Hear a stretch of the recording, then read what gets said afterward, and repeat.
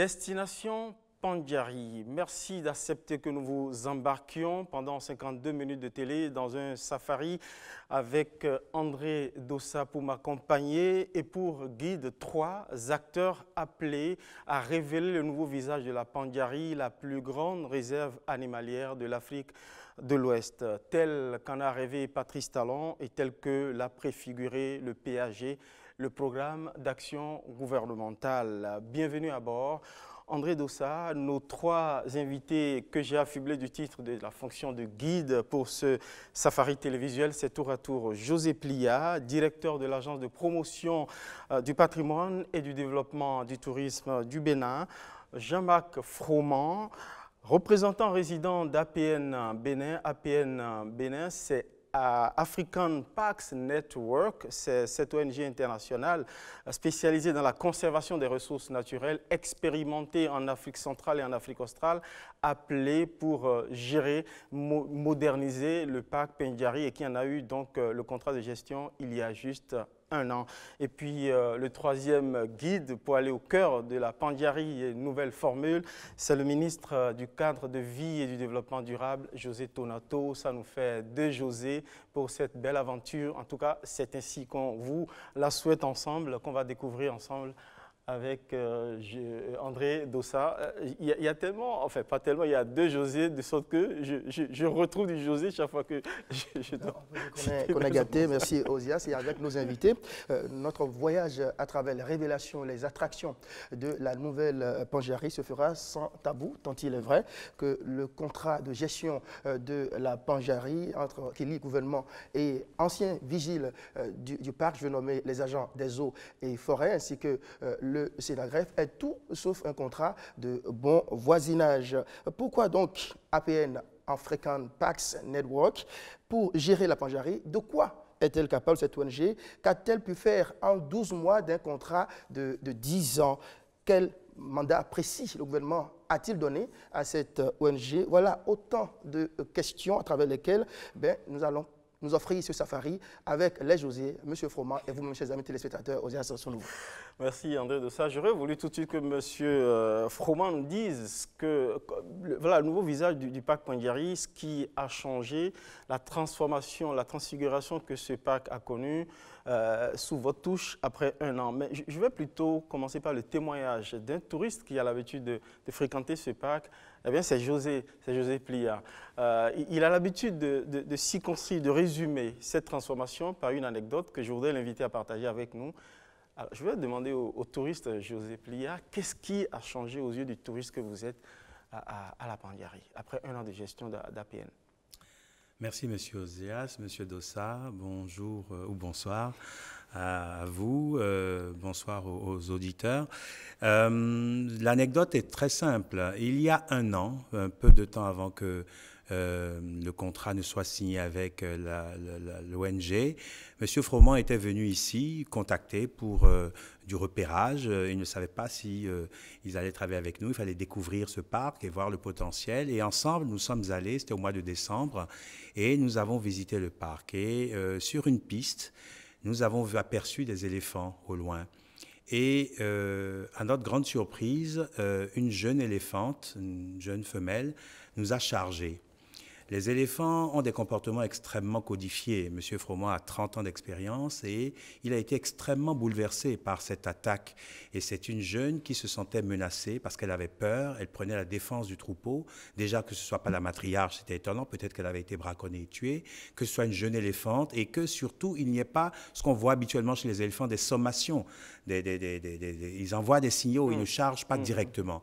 Et c'était donc la peur qui régnait dans ce parc que nous avons vu il y a 1 an. Cette année-ci, nous y sommes retournés et nous avons pu prendre des photos à l'intérieur d'un troupeau d'éléphants. À l'intérieur d'un troupeau d'éléphants. Voilà, je pense que ça résume bien ce qui s'est passé en 1 an. En 1 an, les animaux se sentent en sécurité, ils se sentent protégés par un certain nombre de mesures qui ont été prises et qu'on va développer ce soir. Et moi, pour le touriste que je suis, c'est cette joie-là que j'ai envie de partager avec les Béninois, de dire, voilà, la route vers un parc apaisé où les animaux sont là et où les touristes peuvent venir profiter, dépenser de l'argent pour l'économie béninoise, cette voie-là est en bonne marche. Monsieur Froment, qu'est-ce qui a motivé votre démarche, votre intérêt pour le Bénin, pour la Pandjari, quand on sait qu'il y a une multitude d'autres parcs un peu partout dans le monde? Il y a deux facteurs qui ont vraiment été décisifs dans cette décision. Le premier facteur, c'est quand on voit la Pandjari, quand on voit la chaîne de la Takora, on sait que c'est quelque chose d'exceptionnel. Et on sait qu'on peut vraiment en faire partie d'une destination, faire que ce soit partie d'une destination. Donc ce n'est pas qu'une réputation surfaite. Non, ce n'est pas c'est pas surfait du tout. C'est vraiment réel. C'est un patrimoine qui est là et qu'il faut absolument préserver. Et la deuxième chose, c'est que la faune et les espaces sauvages en Afrique de l'Ouest, il n'y en a pratiquement plus.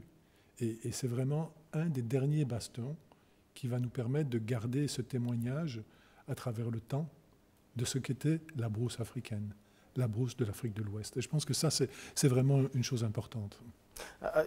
Tout à l'heure, à la lumière du témoignage de M. José Plia, j'ai trouvé qu'il y avait quelque chose de miraculeux.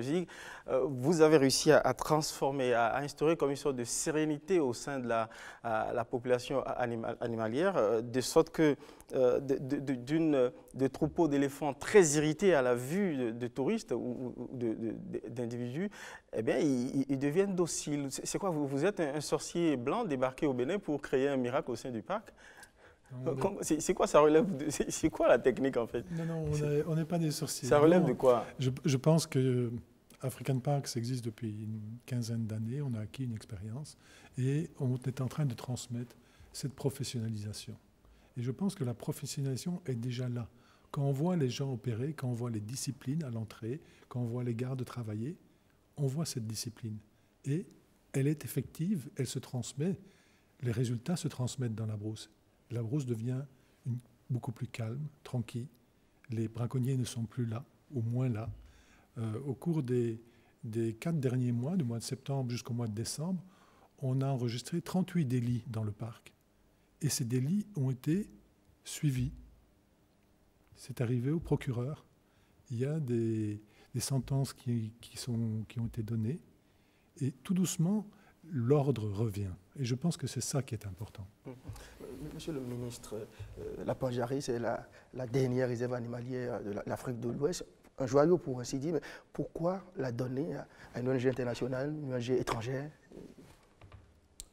Le gouvernement n'a pas réfléchi en ces termes, donner à un étranger, donner à un gouvernement étranger, à une ONG étrangère. Le gouvernement réfléchit. Vos détracteurs ont parlé même de bradage du patrimoine. Oui, de capture, si vous voulez, mais le gouvernement réfléchit en termes de partenaires techniques, de référence, sachant faire un travail précis.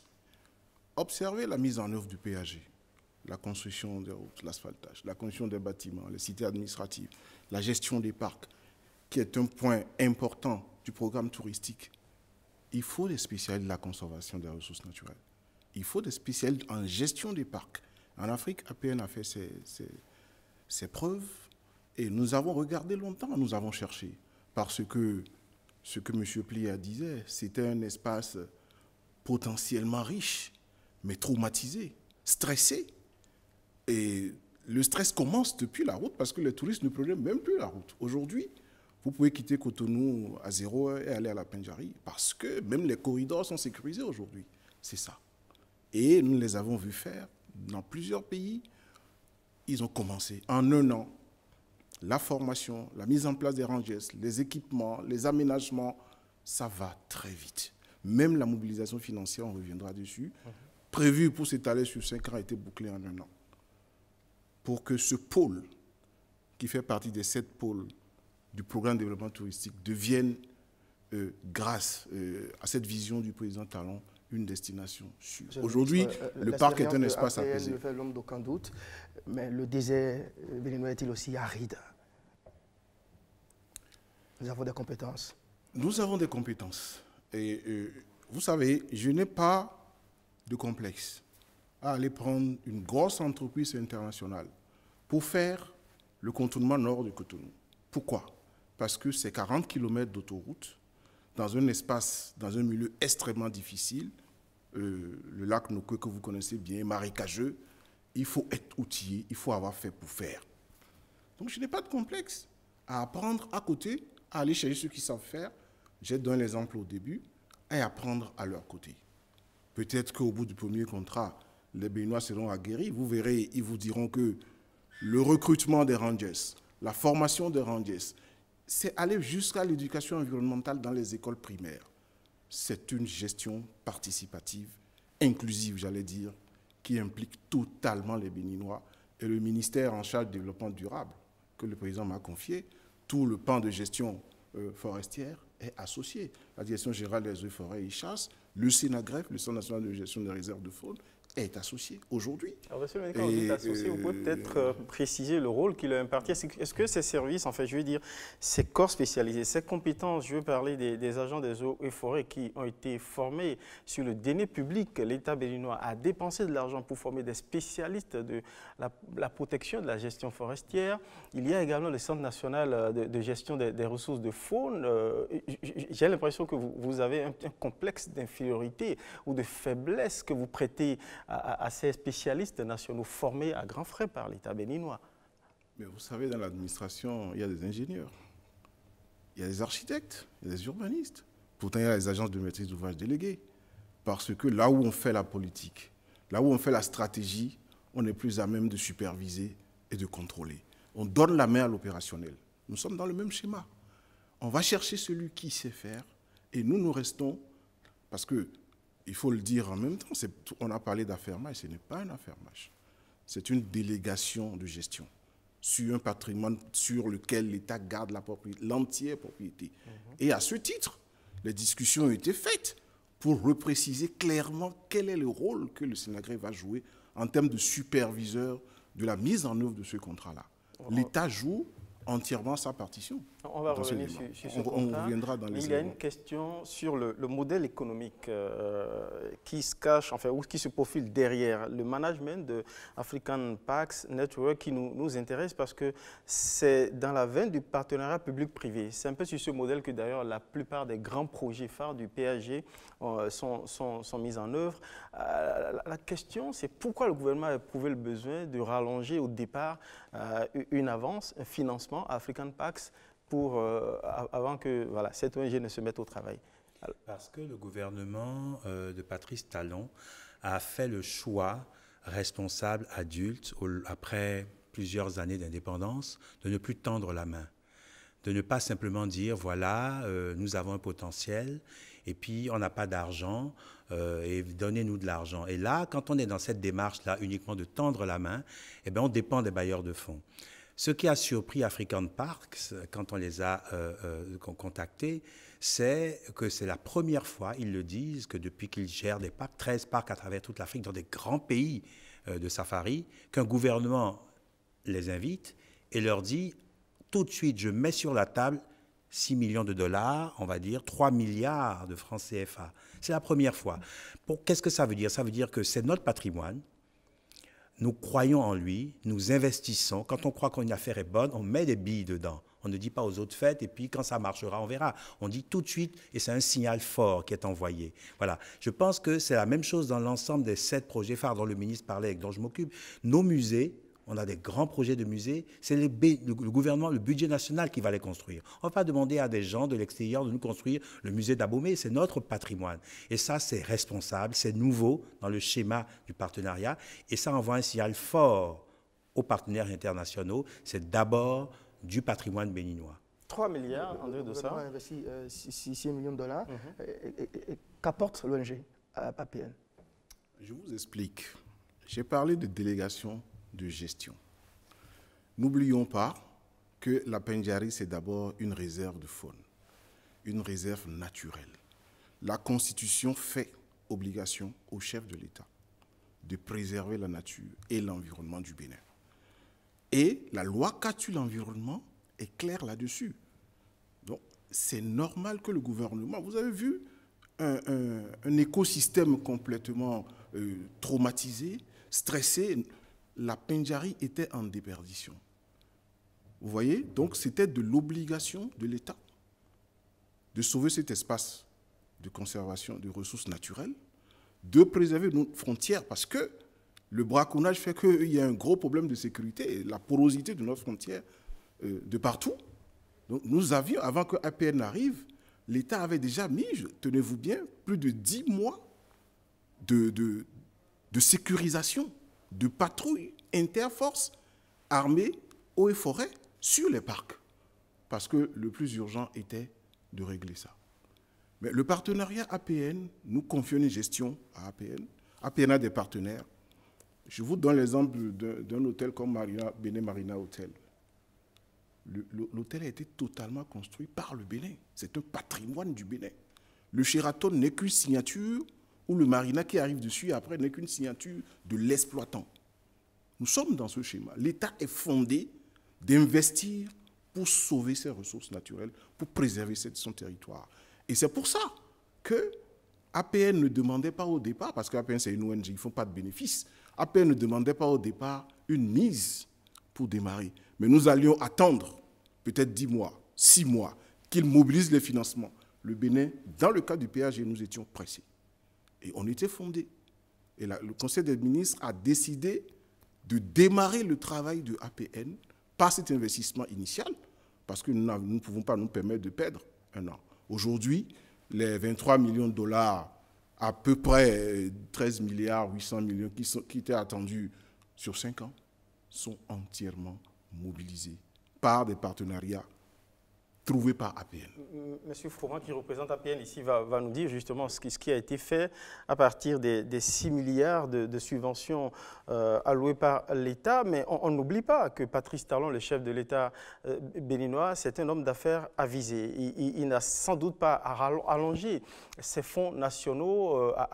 Ce n'est pas à fonds perdu. Il y a derrière aussi la nécessité de rentabiliser ce parc qui est doté d'un formidable potentiel. On l'a dit, on le rappelle, c'est la plus grande réserve animalière, donc on imagine le potentiel touristique. C'est ce que j'allais dire. Et d'ailleurs, le chef de l'État... C'est ce que j'allais dire, parce que la finalité, c'est quoi? C'est le développement touristique, qui est aujourd'hui un pôle de développement de notre pays. Le chef de l'État en a fait un levier. C'est le tourisme. Le chef de l'État l'a dit le 16 décembre 2016, que c'est par le tourisme que nous allons révéler le Bénin. Alors, question... C'était un investissement pour... Très bien. Alors, question à M. Jean-Marc Froment. Avec les 6 millions de dollars que vous avez reçus, qu'est-ce que vous avez pu réussir à faire? Commençons d'abord par le mandat qui vous a été donné pour 10 ans de contrat. Si je ne m'abuse, c'est 10 ans de contrat. Oui. C'est quoi le terme du contrat, le mandat? Le mandat, c'est la responsabilité de gérer et de développer la Pendjari. Donc ça, c'est le mandat qu'on a reçu. Et on a essayé d'avoir la responsabilité, c'est-à-dire de pouvoir monter l'équipe, de pouvoir trouver les financements, trouver les partenaires, de manière à construire la Pendjari. Donc ça, c'est effectivement le mandat que nous avons reçu. Oui, ça, c'est de manière générique. Vous avez déjà trouvé, parce que le ministre en a parlé, on parle de 23 millions de dollars. Quels sont les autres partenaires que vous avez déjà mobilisés? Nous avons trouvé actuellement, il y a une grande fondation américaine, la fondation WISE, qui nous a apporté 10 millions de dollars. Il y a National Geographic qui nous a apporté 4 millions de dollars. Et il y a des petites fondations qui ont apporté des petits subsides de temps Qu'est-ce que ces partenaires attendent du Bénin, M. Froment? Les partenaires, ce qu'ils attendent, c'est un engagement du Bénin dans la conservation et la valorisation du patrimoine. Je pense que c'est ça ce que les partenaires attendent. NatGeo, ce n'est sans doute pas des philanthropes. On connaît NatGeo, on sait à peu près quel peut être son intérêt par rapport à la Pendjari, mais qu'est-ce que concrètement, dites-nous, que vient chercher cette firme internationale? Cette firme internationale... L'engagement du Bénin à préserver National Geographic est vraiment... s'est créé pour révéler en fait le monde au monde. Et c'est vraiment la vocation de National Geographic. Donc c'est très médiatique, c'est une partie exploration, c'est une partie recherche. Ils subventionnent, mais bien sûr qu'ils font du média avec cela. Et je pense que ce qui est différent actuellement avec National Geographic, c'est qu'ils ont donné une subvention de 4 millions à la Pendjari parce qu'ils savent que le monde sauvage, la nature sauvage dans le monde est en train de disparaître. Et donc, je pense que c'est très important pour eux de pouvoir contribuer à ce processus de préservation. Je pense que c'est ça En termes d'objectifs chiffrés, justement, vous me permettez de vous titiller un peu là-dessus pour que vous me disiez, parce que vous l'avez exprimé de manière générique, en fait, et un grand objectif global que vous avez décliné, gérer et développer le parc, avec quel indicateur? Au bout de 10 ans, quel résultat on doit avoir en termes de fréquentation de touristes, en termes de développement de la population animalière, etc. Disons qu'en termes de développement de la population animalière, excepté fait des éléphants, toutes les autres espèces, on pense que d'ici 10 ans, on peut doubler les populations. Donc ceci, c'est vraiment un des objectifs que nous avons. Sur le plan, disons, beaucoup plus économique, je pense qu'on peut arriver à ce que 50% du budget de fonctionnement de l'aire protégée puisse être apporté par l'exploitation des ressources de la Pendjari, c'est-à-dire le tourisme essentiellement.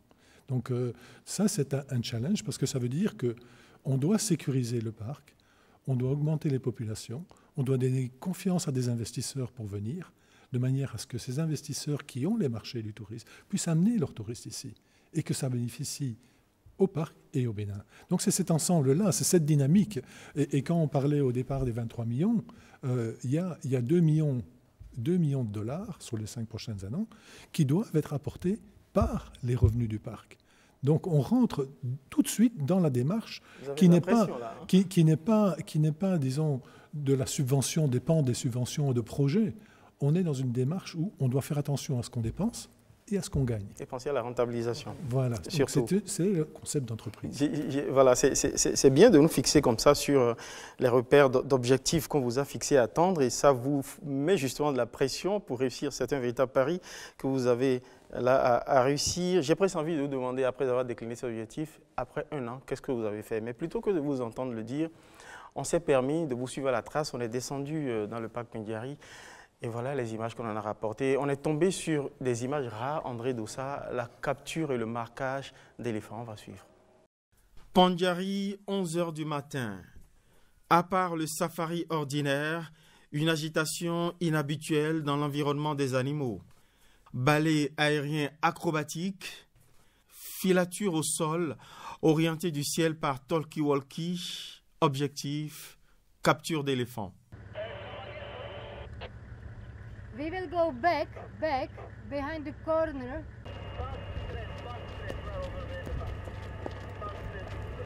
L'ULM, le petit avion, a repéré un troupeau d'éléphants. L'opération ne va pas tarder. On va suivre, mais chut, en silence.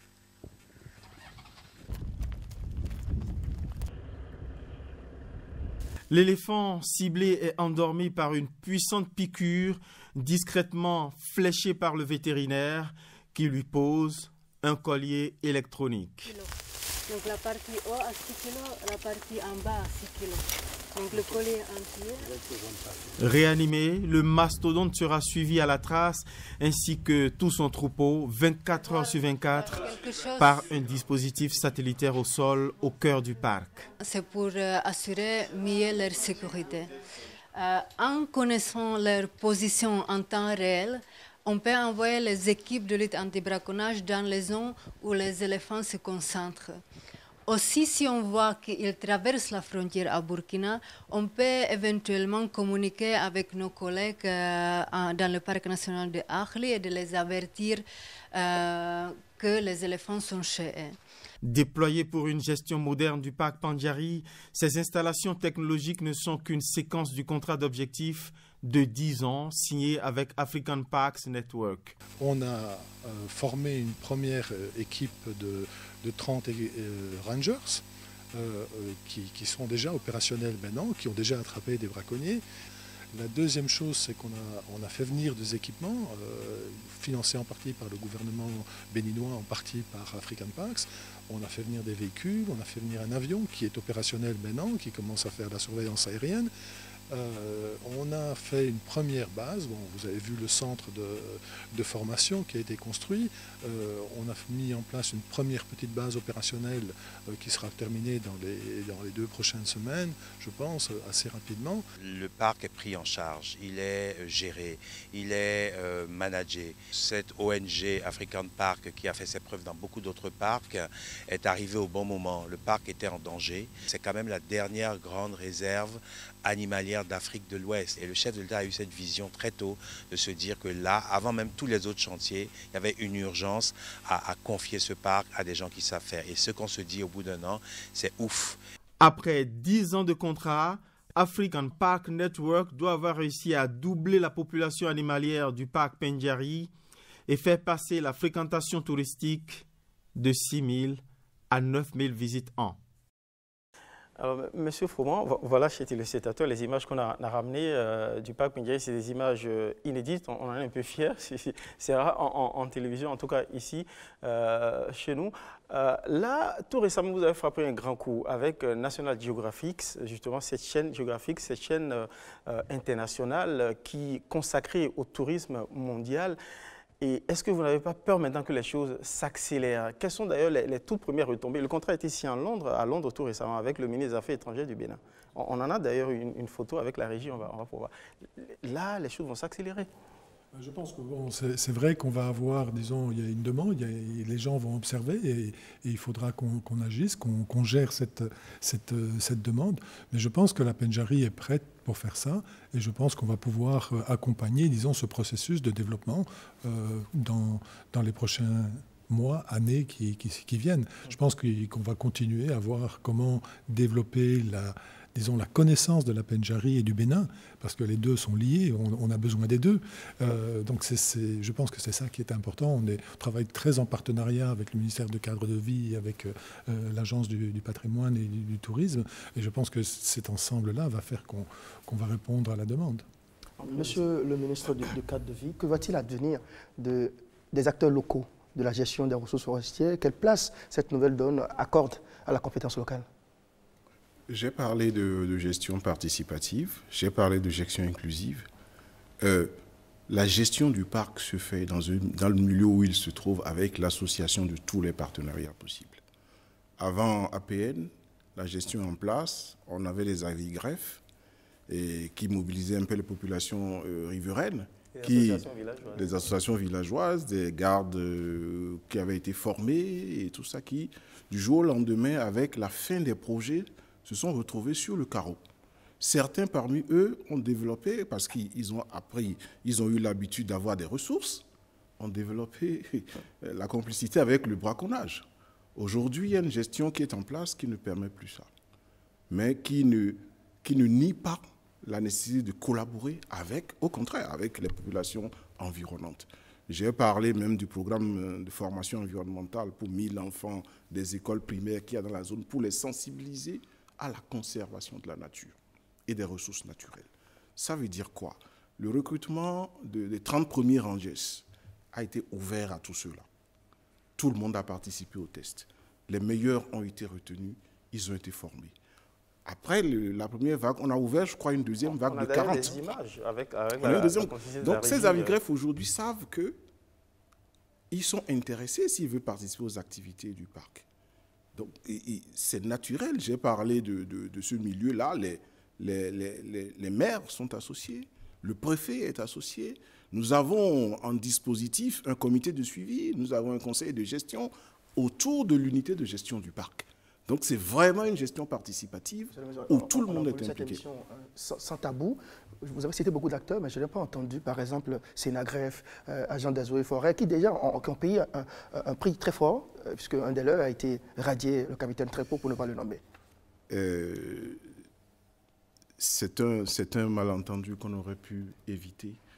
Je n'ai pas reparlé de Sénagreffe parce que dès le début, j'ai dit que dans la gestion de ce contrat, le Sénagreffe, donc le ministère du Cadre de Vie et les eaux et forêts étaient en supervision et en coordination. Donc si je le répète chaque fois, ce ne serait pas bien. Mais pour en venir à ce que vous dites, la préoccupation qui était celle du capitaine Trépeau c'est la énième fois qu'on reviendra sur cet incident. Le chef d'État l'a expliqué largement la dernière fois. J'aurais aimé ne plus revenir là-dessus. Ce qui le préoccupait le plus, c'est la capture et l'exportation du peu de ressources qui nous restaient après 25, 30 années de gestion, de mauvaise gestion, qui ont complètement décimé le parc. M. Froment vous a dit, nous avons pour objectif de doubler la population du parc. Il n'est pas question de capture. Il n'est pas question de sortir nos bêtes et de les envoyer dehors. Au contraire, il y a un aspect dont il n'a pas parlé. Sur les Big Five, le rhino, je crois, va être réintroduit ici. L'UICN nous en donne l'autorisation. Nous sommes dans les démarches. Et je suis convaincu que les résultats que nous avons au bout d'un an aujourd'hui, si le capitaine Trépeau faisait un tour au parc de la Pendjari, je pense qu'il allait faire amende honorable et saluer la vision du chef de l'État, la vision du PAG. Parce que ce qui se fait, c'est ça qui justifie même l'existence du Sénagreffe. Qu'est-ce que vous allez gérer? Quelle réserve de fonds vous allez gérer demain s'il n'y a plus rien? Vous allez continuer à fonctionner en administratif alors qu'en 10 ans, la réserve a été totalement décimée. Et on vient pour dire, aidons, on est allé chercher les spécialistes pour dire, aidez-nous à préserver le peu qui reste. C'est de ça qu'il s'agit. Et c'est dommage qu'on n'ait pas été compris. Et ce qui est arrivé, moi je le regrette profondément.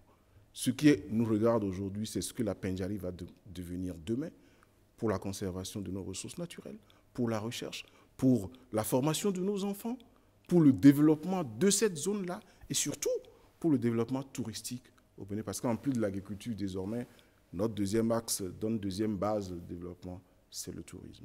Et il y a beaucoup de potentiel à ce niveau-là. Si vous permettez, Monsieur le ministre, la question du braconnage est une question centrale pour la préservation du parc. Et, je sais que le gouvernement a laissé la main à l'ONG African Parks Network pour gérer la Pendjari pendant 10 ans. Mais pour autant, est-ce qu'il était nécessaire de se dissocier des compétences locales? Vous êtes allé chercher des spécialistes de formation militaire, des légionnaires et autres pour former les rangers. Avec la complicité de la région, on peut voir quelques images de leur formation. On est allé surprendre quelques séquences d'entraînement et de tir. C'est vraiment impressionnant et de filature. Je vous invite à nous répondre pourquoi on a le sentiment, en tout cas tel qu'exprimé par le capitaine Trépeau, qui s'est fait le héros de l'anti-bradage du parc Pendjari, pourquoi on ne les a pas associés massivement? On a aperçu un ou deux officiers des eaux-et-forêts autour de la formation des rangers. La première chose, je pense qu'il était essentiel, si vous voulez, qu'on travaille en partenariat avec le ministère du Cadre de Vie et plus spécialement la direction des eaux et forêts. Je crois qu'il y a eu un très long échange entre la direction générale des eaux et forêts, le Sénagreffe, African Parks, le ministère, même la Défense. Nous avons travaillé sur un projet de texte qui s'appelle la Brigade spéciale de la Pendjari de W. Donc je pense que ce texte est sorti, ce décret a été publié et on s'est associé à des éléments de la Direction générale des eaux et forêts pour mettre en place, disons, cette brigade. Et donc on a fait venir des gens qui ont une expérience, disons, dans la lutte anti-braconnage, la formation des rangers, et on les a fait venir parce qu'ils ont une expérience, plus qu'une formation, ils ont une expérience vraiment dedans, et on pensait que c'était important de pouvoir partager cette expérience. La deuxième chose qu'on a discuté, ce qu'il manquait à la Pendjari à l'époque, c'est vraiment des hommes de troupe, des gens qui sont sur le terrain, qui peuvent faire des patrouilles. Qui de mieux que les gens de la région qui connaissent? Donc on a ouvert cette brigade spéciale à permettre à ces gens de la brousse qui ont une connaissance, de valoriser leur connaissance, mais aussi de se professionnaliser. C'est-à-dire qu'on ne travaille plus à temps partiel avec des chasseurs professionnels locaux ou avec des éco-gardes. On rentre réellement dans une professionnalisation à long terme des compétences locales. Vous avez eu de la résistance pour recruter justement du monde dans le rang des rangers? Au plan local, il y a eu de résistance? On n'a pas eu de résistance, on a eu une demande incroyable. 1700 candidats se sont présentés pour devenir éco-gardes. Je pense qu'il y a une volonté, si vous voulez, une compréhension, et ça c'est ce qu'on a hérité de toute l'action du passé. Il y a une vraie compréhension de l'importance de la Pendjari au niveau local. Monsieur José Plia, la Takora, la Pandjari, ce n'est pas une zone terriblement développée. Quid de l'accueil des flux annoncés? C'est une zone effectivement sauvage, c'est ça qui fait sa spécificité. Il faut, vous avez parlé des retombées de la mondialisation que National Geographic va nous apporter, comment on gère tout ça. C'est ça aussi, c'est qu'il faut se préparer à gérer ces flux-là.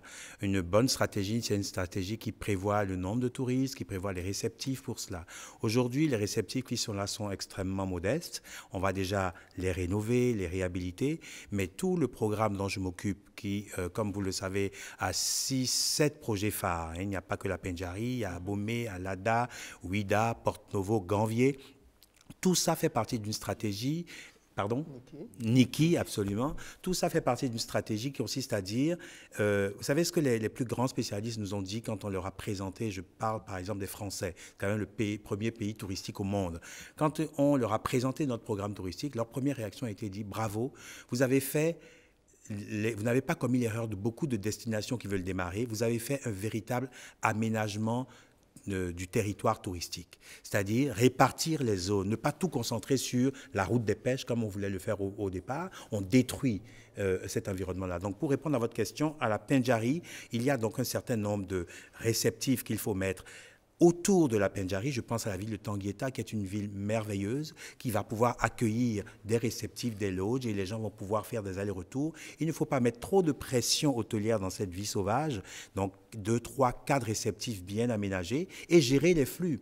Et vous savez, la rareté crée aussi la plus-value. Si on dit que c'est un parc où 1000 personnes peuvent entrer, ben on le galvaude. Si on dit que c'est un parc où 500 personnes peuvent entrer, mais il faut qu'elles réservent sur 2-3 ans, on se donne de la marge, on crée la rareté et on a un aménagement. On ne met pas trop de pression aux animaux. Il faut qu'on évite ce qu'on a vu dans d'autres pays où autour d'un lion, il y a 20 000 personnes qui prennent des photos. On ne veut pas entrer dans cette logique-là. On veut garder le côté authentique de la Pendjari, et tout le travail est en train d'être fait pour que les aménagements autour de la Takora puissent, et c'est un territoire qu'on veut développer. Il y a un produit touristique, c'est la Pendjari, mais tout le monde va en bénéficier, et plus on fera la répartition autour, mieux on gérera la pression. La Pendjari, c'est pas la porte d'à côté, comment s'y rendre? Très bonne question. L'une des premières choses que African Parks a fait, à part donc les rangers, le camp de base, la protection des animaux, etc. L'une des premières choses qu'ils viennent de terminer, c'est la construction d'une piste d'atterrissage dans la Pendjari. Jusqu'à présent, il fallait 10 heures de route. Quand il n'y avait pas d'aviation civile, mais quand on avait un petit peu de moyens, on pouvait faire Cotonou, Nati Tengou et ensuite Nati Tengou Pendjari. Aujourd'hui, la piste d'atterrissage est construite. On va pouvoir développer le tourisme entre Cotonou et la Pendjari. En moins d'1 heure et demie, 2 heures, on pourra être directement dans la Pendjari. Et des touristes qui viendront le matin pourront faire la journée dans le parc, rentrer le soir et prendre leur avion. Ça va changer complètement la donne d'ici peu de temps. Mais la piste est déjà construite. Maintenant, on fait des appels aux investisseurs de petits avions pour venir maintenant proposer. Et plus il y aura de monde, plus les coûts seront bas et les Béninois et les touristes pourront prendre l'avion pour atterrir directement dans la Pendjari.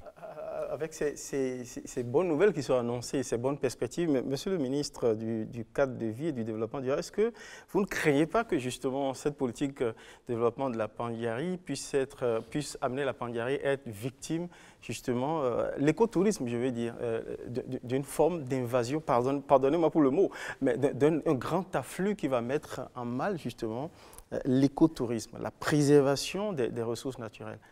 Moi, j'ai ma réponse dans le thème que vous avez utilisé.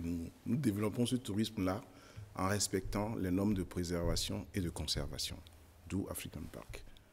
Et vous pouvez être sûr que le gouvernement, que le chef de l'État ont regardé. La Pendjari, c'est leur 12e parc, je crois, en Afrique.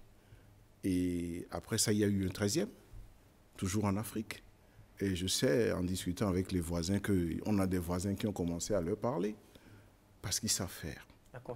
Et ils ne savent pas sacrifier, ils ne sacrifieront jamais la préservation de la nature et des ressources au profit du tourisme et de la fréquentation. C'est bien de leur faire confiance, mais c'est une chose. L'autre, c'est de pouvoir contrôler. Vous avez un rôle régalien. Nous avons un rôle régalien que nous allons jouer jusqu'au bout. À travers le Sénagreffe est là. Oui. Oui, le Sénagreffe est là, le chef de l'État a fait une réunion lui-même personnellement pour préciser les rôles et remettre ce qu'il n'avait pas compris, parce qu'en fait, au moment où certains critiquaient le contrat APN, il ne l'avait même pas lu. Au moment où il critiquait l'APN, il ne la connaissait même pas. C'est de ça qu'il s'agit. Et donc, c'est de notre rôle de préserver les prérogatives de l'État et c'est sauvegarder à travers la Direction générale des eaux et forêts et chasse et le Sénagreffe. Je peux vous l'affirmer formellement ici. Et d'ailleurs, vous avez parlé de collaboration. Nous devons remercier APN parce qu'ils ne m'ont pas remonté toutes les résistances qu'ils ont gérées en spécialiste sur le terrain. Ça n'a pas été facile de la part des miens. Et je comprends parce qu'ils considèrent qu'on venait leur arracher quelque chose. Mais il faut discuter et comprendre ce qu'on voulait faire. Ils ont tenu parce qu'ils ont vu la volonté de l'État d'aller de l'avant. Parce que nous avons dit, nous sommes prêts, nous avons commencé par donner de l'argent. Parce que c'est urgent. Sinon, peut-être, en 2016, les images de braconnage étaient sur le net. Moi, j'ai reçu des images directement sur mon téléphone de partenaires installés à Cotonou. Éléphants saccagés, lions, c'était ça le Bénin, en avril 2016. On espère Aujourd'hui, que tout ça est derrière nous, on l'espère bien, André. Je viens de demander à M. Froment, à quand les toutes premières images de la Pandjari sur la chaîne Nat Geo? Je ne peux pas vous dire, je n'ai pas été en contact, mais très certainement prévu, dans les prochains mois, on va avoir une mission qui va venir ici et qui va sûrement apporter les premières images. Quid du tourisme chez l'habitant? C'est une forme de tourisme qui se développe avec des populations autochtones qui accueillent les touristes également. Est-ce que ça rentre un peu dans vos cordes également? Est-ce que vous regardez de ce côté également? Oui, bien sûr. Ça fait absolument partie des solutions à proposer. D'abord, pour créer donc, de l'économie locale. Et deuxièmement, comme on le disait, pour ne pas mettre trop de pression dans le parc. Dans le parc, il y aura très peu de réceptifs pour préserver le calme et la tranquillité des animaux. On privilégie les réceptifs hôteliers à l'extérieur, Batia, Tanguieta et les environs, et on développe avec les populations, ça existe déjà, les baroudeurs, les gens qui aiment bien les sacs à dos, le contact avec la population. Vous savez, on a une destination qui a cette particularité dans le positionnement du Bénin. C'est une destination pour les créatifs culturels. Ça veut dire quoi? Ça veut dire on a une chance extraordinaire. On a le balnéaire, avec la route des pêches, et on a le safari. Bien. Certains pays n'ont que l'un ou l'autre. Nous, on a les deux. Mais entre ces deux, qui sont des magnifiques capsules, ce qui fait la force de l'identité de la destination Bénin, c'est son passé historique et culturel. Les rois, le vaudou, l'esclavage, etc. Et c'est ça qu'on veut. Sur 7 projets, il y a 5 projets liés à l'histoire et à la culture. Et donc, les gens qu'on veut faire venir, prioritairement, c'est des gens c'est ce tourisme qui s'intéresse à l'histoire et à la culture. Mais comment s'intéresser à l'histoire et à la culture sans aller chez les gens? C'est ça qui leur plaît, rencontrer les Béninois.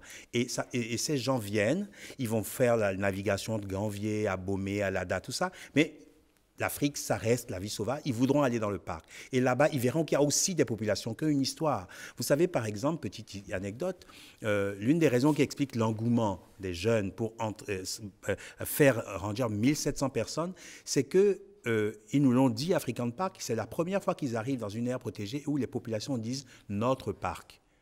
Les gens, c'est parce qu'ils vivaient au XVe siècle, les gens vivaient dans le parc. Aujourd'hui, vous avez des scories, c'est un vaste territoire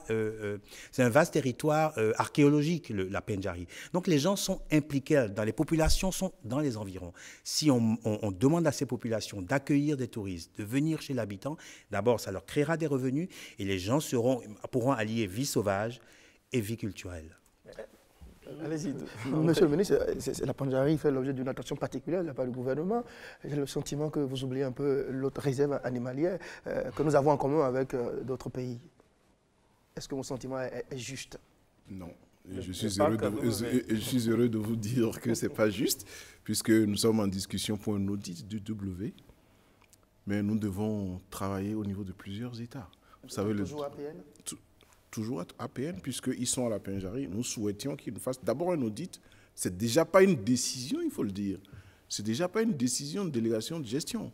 Un audit de la situation de la W, qui est une réserve reconnue au patrimoine mondial, mais qui est aujourd'hui victime de braconnage, de culture, d'agriculture et de pêche illicite. les braconniers, ils sont des gens lourdement armés. Et donc, il faut un audit sécuritaire et un audit développement pour décider de la forme de gestion. Il faut également parler en même temps avec nos partenaires sur lesquels nous sommes en gestion sur le WAP. Le WAP, c'est le W, Arlit et Pendjari, où nous sommes ensemble avec le Niger et le Burkina. Les missions sont en cours, les discussions sont en cours pour arriver à intégrer le W. Parce que si on laisse le W et peut-être Arlit, Pendjari ne sera jamais définitivement sécurisé.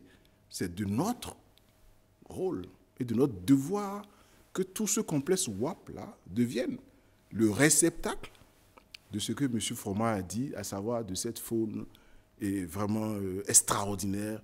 Et surtout, à côté de ça, il y a la falaise de la Takora, la chaîne de la Takora et l'environnement que ça offre. Très magnifique.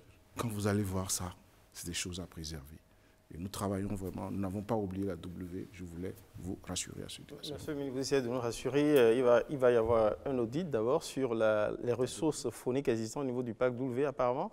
On a raté, on a manqué quelque chose au niveau de la Pandjari. Il n'y a pas eu un audit, c'est l'urgence qui a dicté le contrat. Il y a eu un audit. Leur contrat a été d'abord une phase d'audit et de proposition. Sinon, on n'aurait jamais eu de plan de réhabilitation de la Pandjari. Vos détracteurs, les 23 millions de dollars étaient basés sur le diagnostic et l'audit réalisé. La première mission de M. Froment était sur ça. Est-ce qu'on peut, à la date d'aujourd'hui, avoir une idée de la population animalière qu'il y a au niveau de la Pandjari? Au niveau de la Pandjari, il y a eu un inventaire qui a été fait en 2015 par une ONG américaine qui a été menée sur l'ensemble du WAP et qui nous donne des estimations de population. On a entendu le chiffre de 6 000. 6 000 pour le WAP. Pour le 8 000 pour le WAP. Oui, donc pour la Pendjari, on parlait de 1 700.